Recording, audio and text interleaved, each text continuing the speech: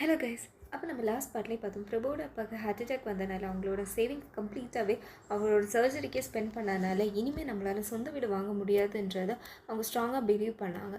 So அதனால் தான் அப்பாவுக்கு எந்த கஷ்டமும் கொடுக்கக்கூடாதுன்னு அவங்களோட பிளான்ஸ் எல்லாமே மாற்றி வச்சுட்டாங்க.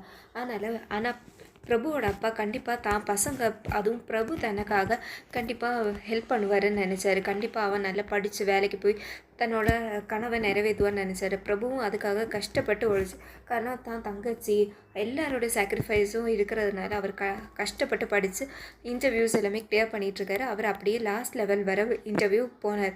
பட் லாஸ்ட் லெவலில் அவரால் இன்டர்வியூ கிராக் பண்ண முடியல. பிகாஸ் அவர் நான் அந்த இன்டர்வியூட்ட கேட்கும்போது தான் சொன்னாங்க, நீங்கள் எழுதியிருக்கிறது ஃபுல்லாகவே காப்பி பேஸ்ட் பண்ண மாதிரி இருக்குது, டெக்ஸ்ட்டில் இருக்கிறது அப்படி காப்பி பேஸ்ட் பண்ணிக்கிங்க, எதுவும் புரிஞ்சு படிக்காத மாதிரி இருக்குதுன்னு சொல்கிறேன்.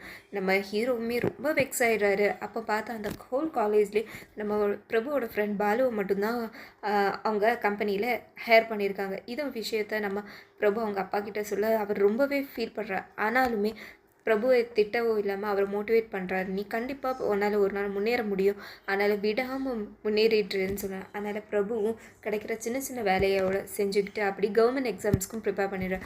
பட் அவரால் எக்ஸாம்ஸை கிராக் பண்ண முடியல. ரொம்பவே ஃப்ரஸ்ட்ரேட்டடாகி ரொம்பவே கஷ்டப்பட்டார். அப்போவும் பிரபுவோட அப்பா அவரை சப்போர்ட் பண்ணிகிட்டே தான் இருக்கார். அதுக்கப்புறம் பிரபு வந்துட்டு அவரோட ஃப்ரெண்ட் பாலுவை அவரோட ரெஃபரன்ஸ் வழி அவரோட ஐடி கம்பெனியிலே ஜாயின் பண்ணுறாரு. அதுக்கப்புறம் நம்ம பாபு தன் ஃப்ரெண்டுக்கு ரொம்பவே தேங்க் பண்ணுறாரு. அதுக்கப்புறம் அவரும் ரொம்பவே அங்கே ஒர்க் பண்ணிகிட்ருக்காரு. அப்படி கொஞ்சம் வருஷம் போகுது. அப்படியே அவங்க தங்கச்சி ஆர்த்தியும் படிப்பு முடிச்சிடுறாங்க. ரெண்டு பேருமே நல்ல சேலரி வாங்குறதுனால அவங்க ஃபேமிலி கொஞ்சம் முன்னேற ஆரம்பிக்கிறாங்க.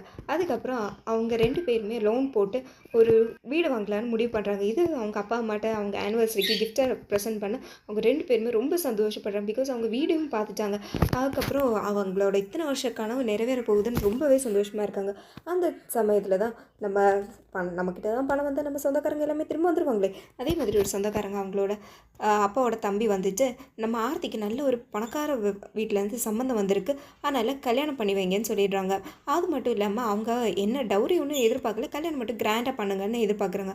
அதனால் இவங்க ரெண்டு பேரும் லோன் போட்ட பணம், வீட்டு கனவுக்காக லோன் போட்டதை ஃபுல்லாக அந்த டவுரியை கொடுத்து அவங்க கல்யாணம் பண்ணி வச்சிடறாங்க. பிகாஸ் ஆர்த்தி தான் தங்கச்சி எல்லாத்துக்குமே சாக்ரிஃபைஸ் பண்ணியிருக்காங்க. இந்த ஒரு விஷயத்துலையாவது அவளுக்கு விருப்பப்பட்ட மாதிரி நடக்கணும்னு அவர் நினச்சார்.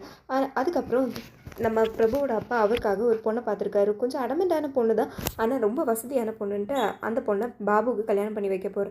அங்கே தான் அவங்க என்கேஜ்மெண்ட் ட்ரெஸ் எடுக்கும்போது திரும்பவும் லக்ஷ்மி அவங்க பார்க்குறாங்க. லக்ஷ்மியை பார்த்தோன்னே பாபுக்கு ரொம்பவே ஷாக் ஆகிறது. ஏன்னா அவர் திரும்ப லக்ஷ்மியை பார்க்கணும் கொஞ்சம் கூட எக்ஸ்பெக்ட் பண்ணல. இப்போ லக்ஷ்மியை பார்த்தோன்னே அவருக்கு ரொம்பவே சந்தோஷமாக இருக்குது. அவங்கக்கிட்ட பேசணும், அவங்கக்கிட்ட ஏன் இத்தனை வருஷம் எங்கே போனேன்லாம் கேட்கணும்னு ரொம்பவே ட்ரை பண்ணுறாரு. லக்ஷ்மி பார்த்த பிறகு தன்னோட என்கேஜ்மெண்ட்டை கால் ஆஃப் பண்ண பார்க்கலாம்.